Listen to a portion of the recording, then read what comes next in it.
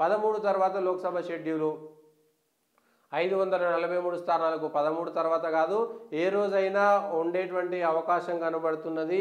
ఇవాళ రేపట్లో నుంచి ఇంకా ఎప్పుడైనా ప్రధానమంత్రి నరేంద్ర మోడీ పర్యటనలకు సంబంధించినటువంటి షెడ్యూల్ ఇంకో 2-3 రోజులు మాత్రమే ఉంటే దాన్ని బట్టి మనం అర్థం చేసుకోవచ్చు.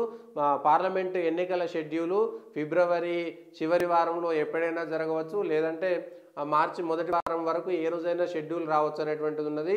తెలంగాణ ఆంధ్రాకు సంబంధించి ఏప్రిల్ మొదటి వారంలోపే ఎన్నికలు పూర్తయ్యేటువంటి అవకాశం ఉంది. అంటే తెలంగాణలో సరిగ్గా ఒక 30 రోజుల పాటే తెలంగాణ ఎన్నికలకు సమయం ఉంది. యుద్ధానికి సమయం కేవలం 30 రోజులు మాత్రమే అనుకోవచ్చు. మరి ఇటు కాంగ్రెస్, బీజేపీ, బీఆర్ఎస్ ఒకరికొకరు ఆరోపణలు చేసుకుంటారు. కాంగ్రెస్, బీజేపీ ఇప్పుడు సీన్లోకి వచ్చినాయి. నిన్నటిదాకా బీఆర్ఎస్ సీన్లో ఉండే, కానీ కవిత నోటీసులు ఇచ్చిన తర్వాత ఢిల్లీకి కేసీఆర్ పోతాడు అనుకున్న తర్వాత ఢిల్లీకి పోలేదు.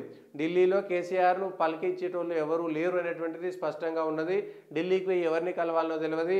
కాంగ్రెస్తో పొత్తన్నాడు, లేదంటే మూడో కూటమి అన్నాడు, లేదంటే బీఆర్ఎస్ అనేక రాష్ట్రాల్లో ఉంటుందన్నారు. ఇవాళ బీఆర్ఎస్ పరిస్థితి బి ఉంటుందా, టీ ఉంటుందా, సి ఉంటుందా కూడా అర్థం కానటువంటి స్థితిలో బీఆర్ఎస్ ఉంది. నైరాశ్యంలో బీఆర్ఎస్ ఉంది. కాబట్టి ఈ లోక్సభ షెడ్యూల్కు సంబంధించినటువంటి అంశం